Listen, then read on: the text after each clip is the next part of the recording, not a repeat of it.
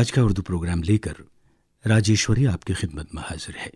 آداب قبول فرمائیں. آئیے سامعین، اب آپ کو سنواتے ہیں افسانہ نکاح مبارک کی دوسری اور آخری قسط.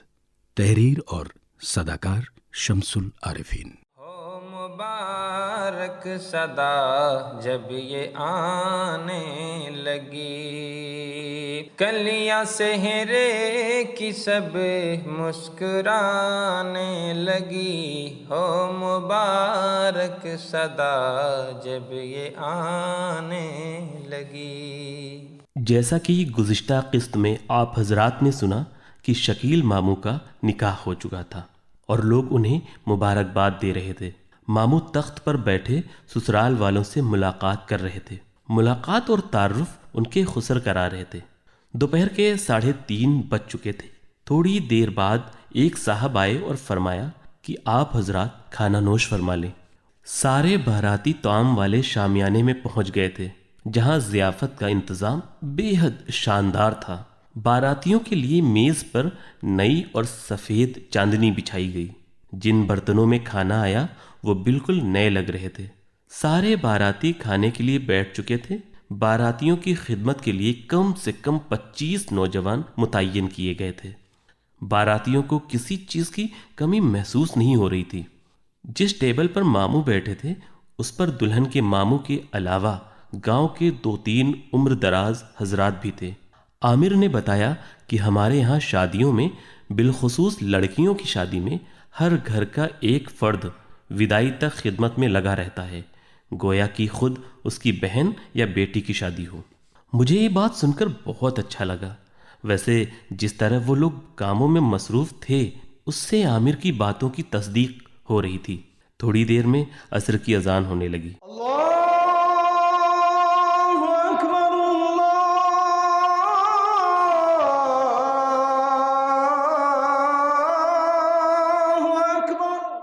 اچھے خاصے باراتی نماز کے لیے چلے گئے.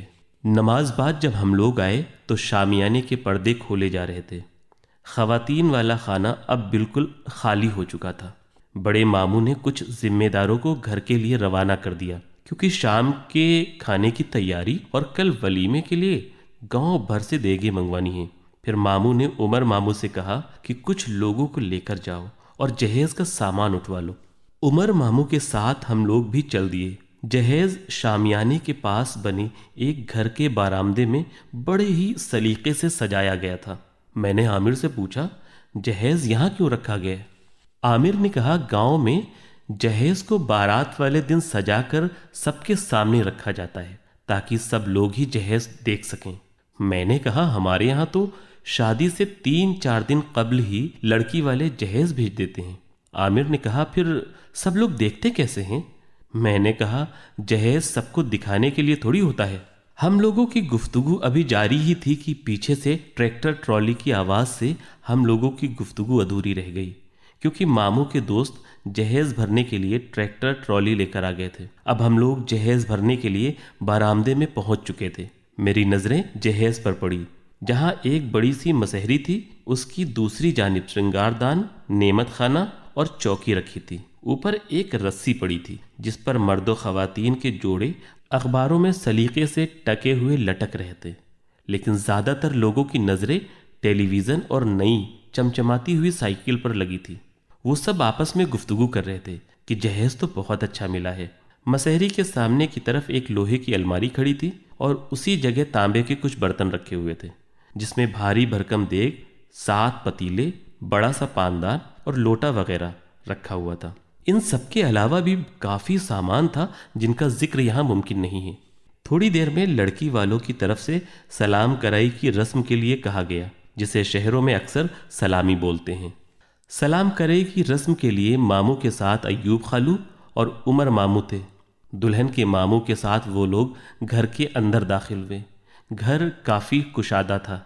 آنگن میں 2 بڑے تخت پڑے تھے جس پر لال رنگ کی خوبصورت قالین بچھی ہوئی تھی. ماموں کو اس تخت پر بٹھایا گیا. تخت کے چاروں طرف مختلف رنگوں میں ملبوس خواتین تھیں جن کی نظروں کا مرکز ماموں جان ہی تھے. تھوڑی دیر بعد ماموں کی خوش دامن آ گئیں، جسے گاؤں میں ساس کہتے ہیں. انہوں نے شکیل ماموں کو دودھ پلایا، اس کے بعد ہاتھ کی چھوٹی انگلی میں انہوں نے ایک سونے کی انگوٹھی پہنائی۔ میں نے عامر سے کہا، مردوں کے لیے سونا جائز ہے بھلا؟ ارے بھائی، یہ رسم ہے، عامر نے کہا، جس میں ساس داماد کو سونے کی انگوٹھی پہناتی ہے۔ تھوڑی دیر کے بعد دلہن کی بھابھی آ گئی اور انہوں نے مٹھائی کھلائی۔ اس مٹھائی کھلانے میں کافی دیر تک ہنسی مذاق چلتا رہا۔ پھر بھابھی نے ماموں کے ایک ہاتھ میں گھڑی باندھی۔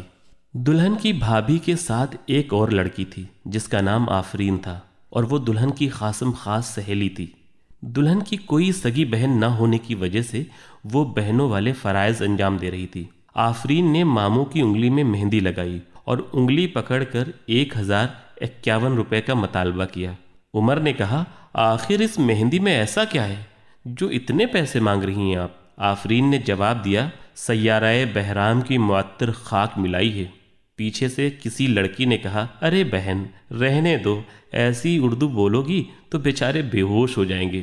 اس پر عمر نے کہا، میرے مکرم اخی کی خواہر زوجہ، لگتا ہے رب کائنات نے آپ کی ہمشیرہ کو صبیح تو بنا دیا، البتہ یہ عقیل نہیں بن پائیں۔ اس لڑکی نے پوچھا، کیوں؟ عمر نے کہا، سیارہ بہرام کی خاک کب سے معطر ہونے لگی؟ اس پر وہ لاجواب ہو کر رہ گئی۔ ان لوگوں کی گفتگو سے خواتین خانہ لطف اندوز ہو رہی تھیں۔ پھر ایوب خالو نے کئی نوٹ نکال کر آفرین کے ہاتھ میں دے دیے، جن کی تعداد 500 روپے تھی۔ جب یہ ساری رسمیں پوری ہو گئیں تو تینوں لوگ گھر سے باہر آ گئے۔ بعد نماز مغرب رخصتی کی رسم شروع ہوئی۔ یہ ایک ایسی رسم ہے جو مسرت کے ساتھ ساتھ لوگوں کو رلا جاتی ہے۔ رخصتی کے وقت گھر کے آنگن میں سارے لوگ جمع تھے۔ دلہن کی سہیلی آفرین اپنے مترنم لب و لہجے میں رخصتی پڑھتی ہے، جس کے 2 بند سامعین کی نظر کیے جا رہے ہیں۔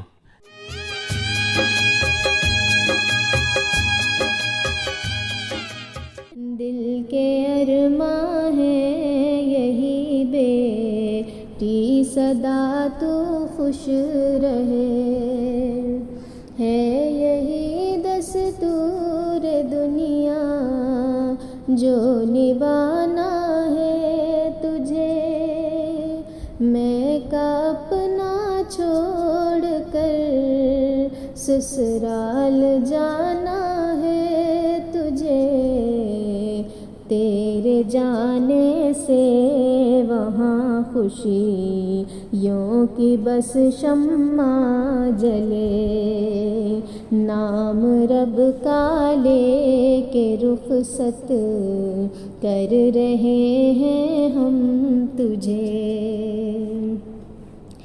رسم دنیا اور سنت کا حسین منظر ہے یہ، عقد مسنوں جس کا ہے شاہد وہی دختر ہے یہ، ہاتھ میں مہندی لگی اور آنکھ میں آنسو بھرے، وقت رخصت ہے تیرے آنسو مسلسل گر رہے، یا خدا سارے جہاں کی بس تجھے خوشیاں ملیں، نام رب کا لے کے رخصت کر رہے ہیں ہم تجھے، دل کے ارماں ہے یہی بیٹی صدا تو خوش رہے۔ ایک طرف یہ رخصتی پڑھی جا رہی تھی تو دوسری طرف گھر پہ موجود تقریباً ساری خواتین زار و قطار رو رہی تھیں۔ دلہن اپنے والدین سے بار بار لپٹ کر رو رہی تھی۔ یہ منظر دیکھ کر ہم دونوں کی آنکھوں میں آنسو آ گئے۔ پھر ہم لوگ گھر سے باہر نکل آئے۔ باہر شکیل ماموں کی سجی ہوئی کار دلہن کا انتظار کر رہی تھی۔ تھوڑی دیر بعد دلہن کے دونوں ہاتھ پکڑے آفرین اور بھابھی گھر سے باہر نکلیں۔ پیچھے سے گھر کی ساری عورتیں بھی باہر آ گئیں۔ واقعی بے حد کرب انگیز لمحہ ہوتا ہے رخصتی کا۔ جب دلہن گاڑی میں بیٹھ گئی تو پتہ نہیں کس نے ٹافی اور سکے ملا کر دلہن کی کار پر نچھاور کرتے ہوئے پھینکنی شروع کر دی۔ وہاں موجود تمام بچوں نے سکے لوٹنے شروع کر دیے۔ اب شکیل ماموں نے سب سے رخصت ہونے کی اجازت چاہی اور سلام کر کے گاڑی میں بیٹھ گئے۔ سارے باراتی بھی بس میں بیٹھ گئے۔ اس طرح بارات اور دلہن رخصت ہو گئی۔ آگے لے کے چندہ کی ڈولی سجن، آگے لے کے چندہ کی ڈولی سجن، دیکھ روتے ہیں ماں باپ بھائی بہن، جا رہی ہے دلہن، جا رہی ہے دلہن، جا رہی ہے دلہن، جا رہی ہے دلہن، جا رہی ہے دلہن، جا رہی ہے دلہن۔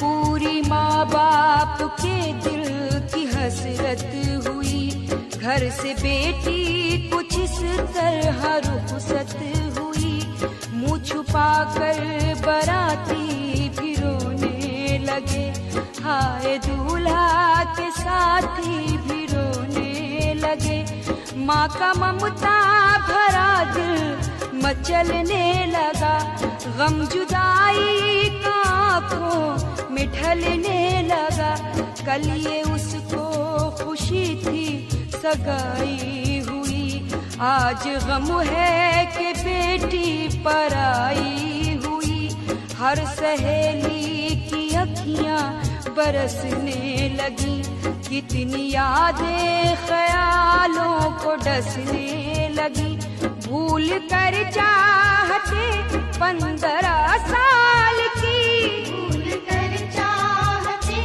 15 سال کی، بھول کر چاہتے 15 سال کی، ہو گئی ایک سکھی آج سسرال کی، ہو گئی ایک سکھی آج سسرال کی، سرخ جوڑے میں ہے وہ سلونا بدن، سرخ جوڑے میں ہے وہ سلونا بدن، یا لباس وفا میں حیا کی کرن، جا رہی ہے دلہن، جا رہی ہے دلہن، جا رہی ہے دلہن، جا رہی ہے دلہن۔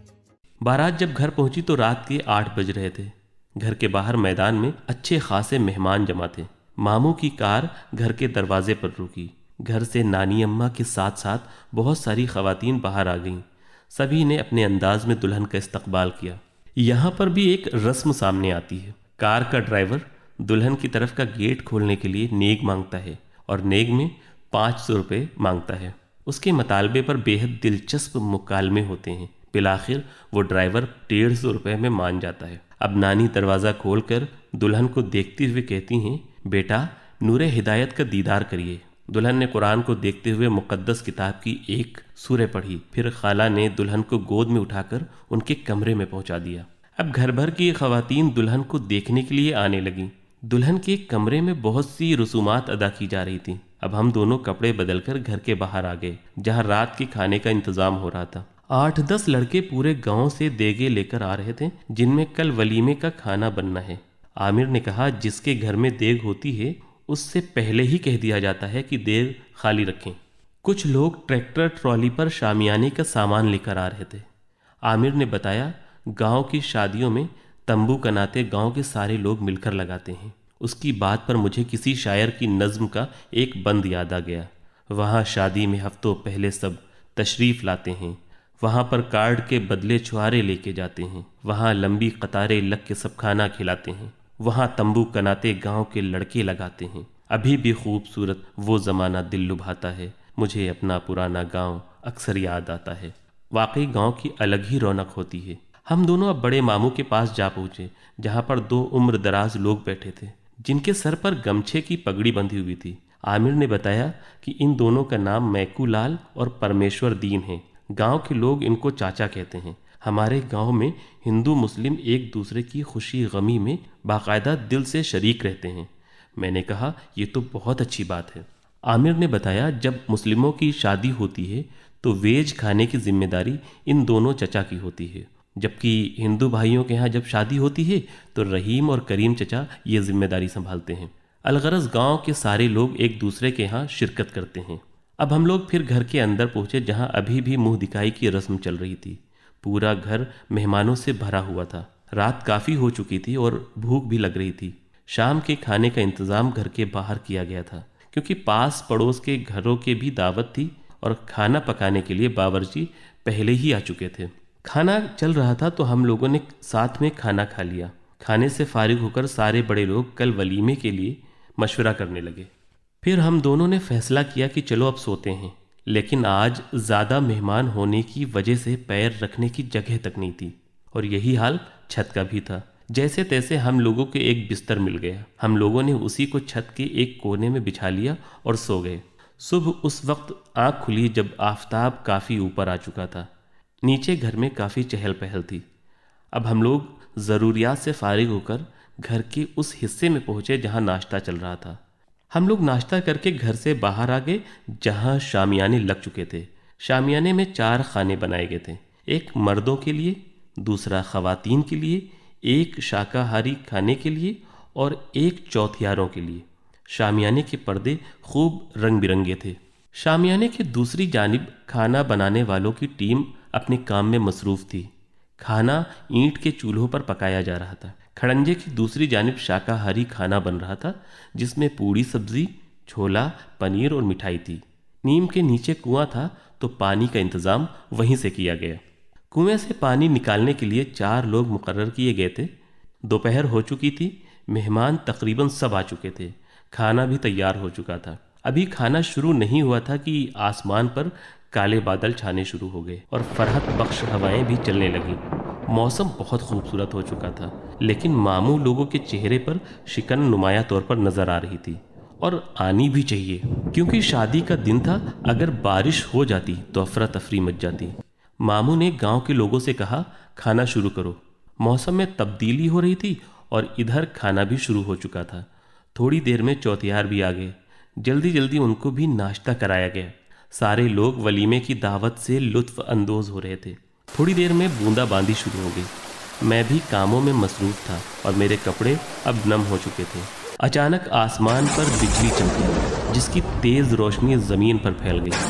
اس چمک کے ساتھ کڑاکے کی آواز اتنی تیز تھی کہ جیسے کسی نے کان میں گولا داغ دیا ہو، اور اسی لمحے میں اٹھ کے بیٹھ گیا۔ کچھ لمحوں تک مجھے کچھ سمجھ نہیں آ رہا تھا۔ میری نظریں دیوار گھڑی پر پڑی جہاں صبح کے 6:13 ہو رہے تھے۔ میں ہونک سا بیٹھا کمرے کے چاروں طرف دیکھ رہا تھا۔ دھیرے دھیرے جب میں نارمل ہوا تو سمجھ آیا کہ گزشتہ جو واقعات رونما ہوئے وہ سب ایک خواب تھا۔ کچھ لمحے ہی گزرے تھے کہ امی کمرے میں داخل ہوئی اور پوچھا، شاد بیٹا کیا ہوا؟ میں نے سوالیہ نظروں سے انہیں دیکھا تو انہوں نے کہا، تم زور زور سے چلا رہے تھے کہ سامان ہٹاؤ، بارش بہت تیز ہو رہی ہے۔ پھر میں نے امی کو پورا خواب سنایا تو امی نے افسردگی سے کہا، کاش یہ خواب حقیقت ہوتا۔ میں نے پوچھا کیوں؟ امی نے کہا، اس طرح کی شادیاں پہلے ہوتی تھیں، نہ زیادہ خرچ، نہ کھانے کی بربادی، اور آپسی محبت تو کمال کی ہوتی تھی۔ لوگ خوشی اور غمی میں دل سے شریک ہوتے تھے۔ آج کی فضول خرچی اور بھاری بھرکم جہیز کی وجہ سے نہ جانے کتنی ہی لڑکیاں عمر بھر کنواری رہ جاتی ہیں، اور کئی بار تو ایسا ہوتا ہے کہ غریب باپ کو گھر بار اور کھیت کھلیان تک بیچنے پڑ جاتے ہیں، پھر بھی بیٹی کے جہیز کے لیے لیا گیا قرض ادا نہیں ہو پاتا۔ امی نے کہا، کاش پرانا زمانہ پھر سے آ جائے اور اسی طرح شادیاں ہونے لگیں جیسا تمہارا خواب تھا۔ بڑی محنت وہ کرتا ہے مگر گھاٹے میں رہتا ہے، ودا کر کے وہ دختر کو بڑے صدمے میں رہتا ہے۔ تمہیں چھوٹی لگی شادی، تمہیں پھیکا لگا کھانا، مگر ایک باپ سالوں سال تک قرضے میں رہتا ہے۔ نکاح مبارک۔ سامعین، ابھی آپ نے اس افسانے کی دوسری اور آخری قسط سنی، تحریر اور صداکار شمس العارفین۔ اب اس کے ساتھ ہی آج کا اردو پروگرام یہیں اپنے اختتام کو پہنچتا ہے۔ آداب۔